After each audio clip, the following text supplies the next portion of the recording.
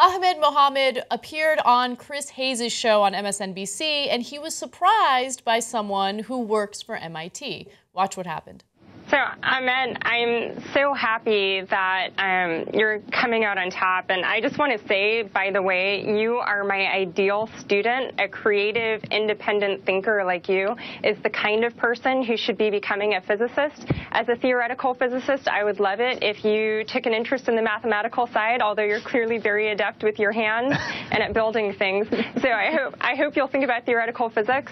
If there's any possibility that you can come visit us at MIT, I would love to give you a tour of the Center for Theoretical Physics and the Kavli Institute for Astrophysics. And I'm hearing from my former advisors at Harvard College that they would love for you to come to the Center for Astrophysics, the Harvard-Smithsonian Center for Astrophysics. So I really hope that you'll come visit us in Cambridge. It would be fantastic to have you. You are the kind of student that we want at places like MIT and Harvard. All right, so for anyone who might not know who Ahmed Mohamed is or why this is relevant, he was a 14-year-old student who was arrested in Irving, Texas after he showed up to class with a clock that he created and put together himself. Some teachers were alarmed by this. They thought that it might possibly be a bomb, and so they called authorities, and he was arrested as a result. Of course, all charges were dropped because he didn't create a bomb at all. So, yesterday, we predicted that conservatives would rush out and attack him today. And, of course, true to form, they have. Yeah. Now they're showing pictures online of his clock and comparing it to IEDs. Okay. So, but we already know it's a clock, right? And so you would think, or I would think if we lived in a decent society, that at this point, MacArthur High School would have come out and been like, or whoever was responsible for arresting him.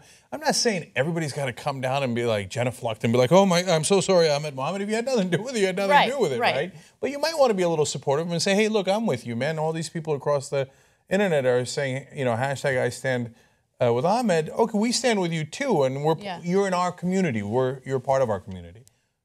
Crickets, right? So I'm not saying nobody in the community is doing that, but the people in charge. You know, the mayor didn't apologize. In fact, explicitly refused to apologize for arresting him. Not saying, hey, let's go down to the principal's office and figure out what happened. Right. No, handcuffs, arrest. So he's planning on moving it out of the high school because as much as he might be welcome at MIT and Harvard, apparently he's still not that welcome at MacArthur High School. Right, so he's transferring out. He's looking for another school. But the response that he's gotten, like the supportive response from MIT, from President Obama, is important. So some people are kind of turned off by this because they think, all right, okay, they made a mistake. It was wrong, but let's move on. Like, what are we going to do? Give this kid scholarships now because of what happened to him? Like, I hear that criticism, but understand that he's only 14 years old, okay? And so when you're met with that type of response, when you're doing something that you're passionate about, it could possibly deter you if there aren't the supporters who come out and let you know that what you did wasn't wrong, right? So when we were talking about this story originally, we showed that picture of him in handcuffs, and it made me upset because the look on his face, for me, kind of demonstrated that loss of innocence, that realization that the world isn't what you really thought it was. It's actually a pretty cruel world, and there's some pretty hateful, bigoted people out there, right? And so I like this response because it's showing him that not everyone in the country has that school of thought. Not everyone in the country wants to ridicule him or profile him or discriminate against him. There are people who want him to live out his passions, and I hope he does do that.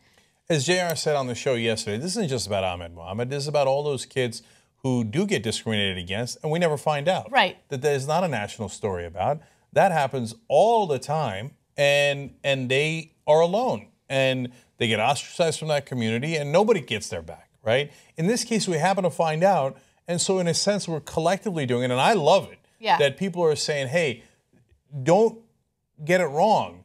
Yes, there is that ugly side of America, but there's also a great side to America. I mean, you want to talk about a great side of America, MIT, Harvard, top universities in the world, and they say you are more than welcome here. We might have bigoted, conservative, backwards people in some parts of the country, but we also have astrophysicists. Yeah. And those are the people who tiny bit smarter, right? And they're on his side. And that's very important, not just for him, but symbolically.